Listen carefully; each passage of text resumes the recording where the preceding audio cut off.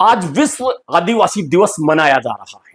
अलग अलग जगह कार्यक्रम हो रहे हैं, लेकिन राजस्थान का एक कार्यक्रम बहुत ज्यादा चर्चित होता है जो दौसा जिले में होता है। जी हां, नांगल में मीणा हाईकोर्ट है और मीणा हाईकोर्ट पर बड़ी भारी तादाद में आदिवासी समाज इकट्ठा होता है और आदिवासी समाज की आगे क्या रणनीति रहेगी, आदिवासी समाज कैसे आगे बढ़ेगा, इस बात को लेकर वहां चर्चा होती है, विचार विमर्श होता है।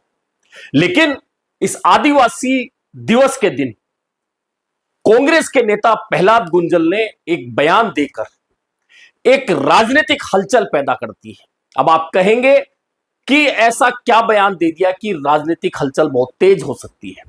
दरअसल कहते हैं ना कि राजनीति में किसी भी नेता की ओर से कही गई कोई भी बात, कोई भी बयान, कोई भी भाषण कब कोई बहुत बड़ा रूप ले लेता है, यह बहुत महत्वपूर्ण बात होती है। और आपने देखा होगा कि किस समय दिया गया भाषण कब जाकर राजनीति में या तो पॉजिटिव असर करता है या फिर निगेटिव असर करता है। और प्रहलाद गुंजल ने बात बहुत पॉजिटिव की है, लेकिन राजनीतिक रूप से उसके अगर मतलब निकाले जाएंगे तो राजनीतिक मतलब अलग अलग निकल सकते हैं।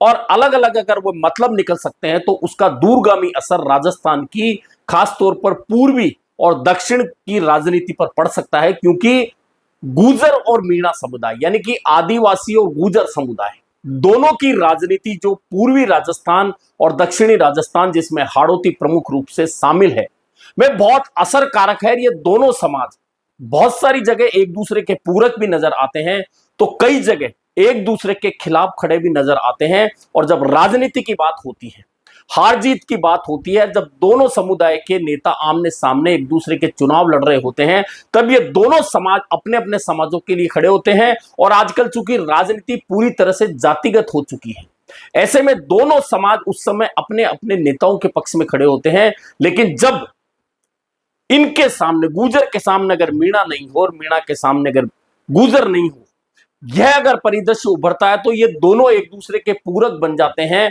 और एक दूसरे की जरूरत बन जाते हैं और एक दूसरे को साथ कई बार आना भी पड़ता है। कई बार टकराव के चलते, तकरार के चलते ये एक दूसरे की हार जीत के फैसले भी करते हैं। यह पूर्वी राजस्थान और दक्षिण राजस्थान, खासतौर पर हाड़ौती की राजनीति के अंदर होता आया है।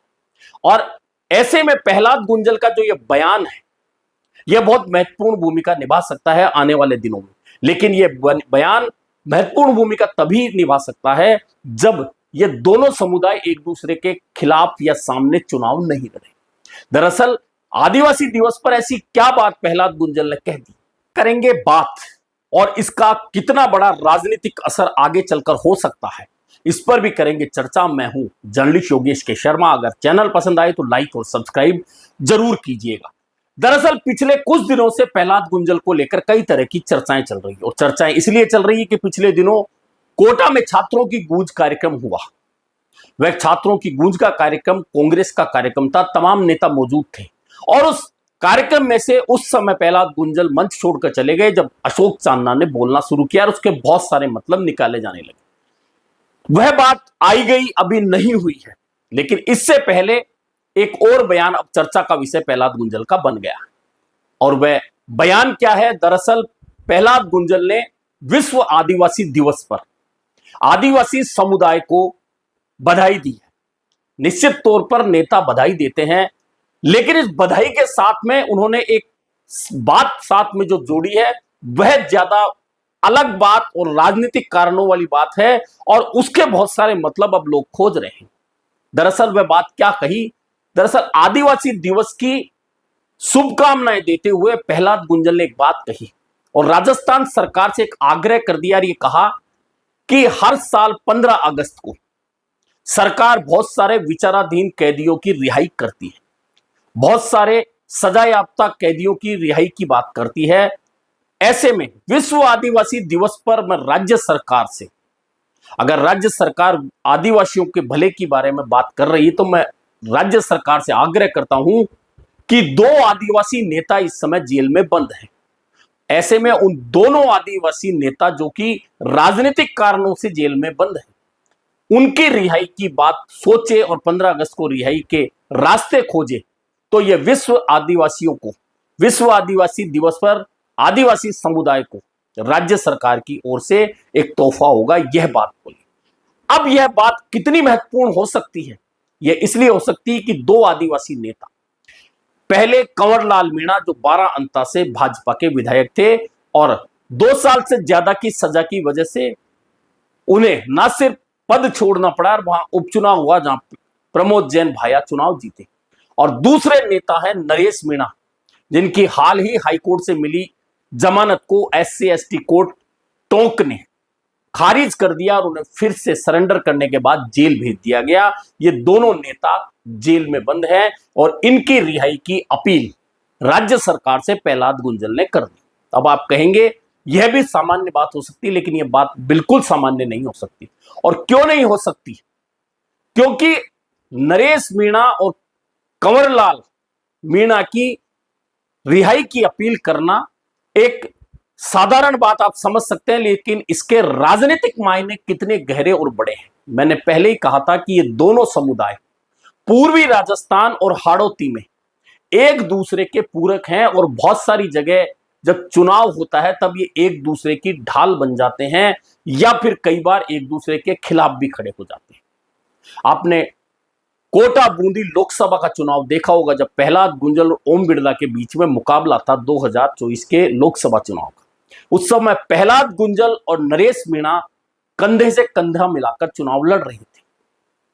उसके बाद का परिदृश्य बदला और 12 अंता का उपचुनाव हुआ तो नरेश मीणा प्रमोद जैन भैया के सामने निर्दलीय लड़ रहे थे और प्रहलाद गुंजल प्रमोद जैन भैया के साथ थे, क्योंकि वे कांग्रेस के नेता थे और उन्होंने बाकायदा वीडियो जारी करके प्रमोद जैन भैया के पक्ष में वोट देने की अपील की और वहां जाकर बाकायदा चुनाव प्रचार भी किया। लेकिन इस अपील का लॉन्ग टर्म असर इसलिए हो सकता है कि हाड़ौती की राजनीति, जैसा मैंने बताया, 2 लोकसभा सीट आती है, एक झालावाड़ एक कोटा बूंदी। इन दोनों सीटों का, हालांकि चित्तौड़गढ़ लोकसभा का हिस्सा भी हाड़ौती में आता है, लेकिन वहां इतना असर नहीं होता। लेकिन इन 2 सीटों पर मीणा और गुर्जर समुदाय बहुतायत में मतलब हार और जीत का फैसला इन दोनों समुदायों पर होता है। इसके अलावा पूर्वी राजस्थान की तमाम सीटें, चाहे वह भरतपुर हो, चाहे वह टोंक सवाई माधोपुर हो, चाहे वह दौसा हो और कुछ हिस्सा अलवर का, वहां भी इन समुदायों का बहुत बड़ा असर चुनावी हार जीत में होता है। ऐसे में प्रहलाद गुंजल का बयान सिर्फ एक नेता के तौर पर और एक अपील के तौर पर नहीं देखा जा सकता। दरअसल इसका दूरगामी असर इसलिए हो सकता है कि प्रहलाद गुंजल अगर कांग्रेस में रहकर, क्योंकि आज की परिस्थितियां उन्हें भाजपा में जाने से हमेशा रोकेगी, क्योंकि उनके सामने ओम बिड़ला है और ओम बिड़ला के सामने जो टकराव प्रहलाद गुंजल का है, भाजपा के अंदर जो अंतर्द्वंद बना है, उसकी वजह से प्रहलाद गुंजल भाजपा की ओर कदम नहीं बढ़ा सकते। कांग्रेस में रहना उनकी मजबूरी है आज की तारीख में। लेकिन तीसरा रास्ता भी वे खोजते हैं तो फिर गुर्जर और मीणा समुदाय की जरूरत उनको पड़ेगी, क्योंकि जैसा मैंने बताया कि दोनों की आबादी, दोनों के मतदाता इस क्षेत्र में बहुतायत में है और अगर ये दोनों समुदाय एक साथ खड़े हो जाएं तो फिर इसी ओर को जीतने नहीं देंगे, ये तय बात मान के चलिए। हालांकि दोनों लोकसभा सीट जो हाड़ौती की, उन पर सामान्य वर्ग शुरू से जीतता आ रहा है। हालांकि रामनारायण मीणा भी यहां से सांसद बने एक बार, लेकिन अधिकांश समय यहां सामान्य वर्ग का दबदबा रहा है, चाहे वह झालावाड़ हो चाहे कोटा बूंदी हो। लेकिन अब प्रहलाद गुंजल, क्योंकि गुर्जर और मीणा समुदाय, मैंने कहा कि अगर आमने सामने चुनाव नहीं लड़ते तो पूरक होते हैं, लेकिन आमने सामने होते हैं तो एक दूसरे के खिलाफ भी होते हैं। चाहे वह दौसा की पुरानी राजनीति आप देख सकते हैं, जहां मीणा और गुर्जर समुदाय राजेश पायलट के साथ भी खड़ा होता था, लेकिन जब डॉक्टर किरोड़ी लाल मीणा सामने होते थे तो मीणा समुदाय का बंटवारा हो जाता। हालांकि एक ही बार ऐसा मौका आया 1996 में, जब डॉक्टर किरोड़ी लाल मीणा राजेश पायलट दौसा से आमने सामने हुए और उस चुनाव में राजेश पायलट की जीत हुई, क्योंकि मीणा समुदाय बहुत बड़ी संख्या में कांग्रेस के साथ हमेशा से रहता है और चूंकि राजेश पायलट के साथ में उस समय तमाम जातियां हुआ करती थी, ऐसे में किरोड़ी लाल मीणा को उस क्षेत्र में हारना पड़ा जहां उनका दबदबा हमेशा से 1985 के बाद से लगातार बढ़ता गया। यानी कि यह वह उदाहरण है जब गुर्जर और मीणा आमने सामने होते हैं। अब टोंक और सवाई माधोपुर लोकसभा सीट की स्थिति भी ऐसी ही है कि यहां हमेशा गुर्जर और मीणा परिसीमन के बाद आमने सामने होते रहे हैं। हालांकि एक बार कांग्रेस ने अजरुद्दीन को भी चुनाव लड़ाया तो गुर्जर चुनाव जीतकर सुखबीर जौनपुरिया गए, लेकिन 2 बार यहां से कर्नल किरोड़ी सिंह भैंसला के सामने नमोनारायण मीणा जीते और पिछली बार जौनपुरिया के सामने हरीश मीणा चुनाव जीते कांग्रेस से। यानी कि यह वह परिस्थिति है जब गुर्जर और मीणा आमने सामने हो जाते हैं। ऐसे मौके पर अब प्रहलाद गुंजल का यह जो बयान है, इसके मायने आगे चलकर, चूंकि 2028 का विधानसभा चुनाव होना है और वहां बहुत असर दिखाएगा, जहां पर एसटी की सीटें रिजर्व है लेकिन गुर्जर वहां बहुतायत में मतदाता हैं और जो रिजल्ट को प्रभावित करते हैं वह सीट सवाई माधोपुर सामान्य सीट है, लेकिन गुर्जर मीणा समुदाय दोनों की भागीदारी महत्वपूर्ण है। बामनवास एसटी रिजर्व है लेकिन वहां गुर्जर मतदाताओं की संख्या बहुत है। करौली सामान्य सीट है लेकिन गुर्जर और मीणा मतदाताओं की महत्वपूर्ण भूमिका।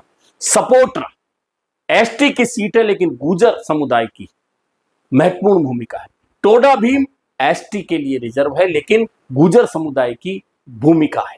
लालसोट गुर्जर समुदाय की भूमिका है। यानी कि ऐसी बहुत सारी सीटें पूर्वी राजस्थान और हाड़ौती में हैं जहां पर दोनों समुदायों की भूमिका बहुत महत्वपूर्ण मतदाता के तौर पर है। ऐसे में प्रहलाद गुंजल का यह जो बयान है, जिसमें नरेश मीणा और कंवरलाल मीणा रिहाई की अपील राज्य सरकार से की गई है, वह निश्चित तौर पर दोनों समुदाय के बीच में कहीं ना कहीं गठजोड़ को मजबूत करने वाली एक अपील भी साबित होने वाली है। लेकिन वह तभी हो सकती है जब दोनों समुदाय एक दूसरे के खिलाफ चुनाव नहीं लड़ रहे हो।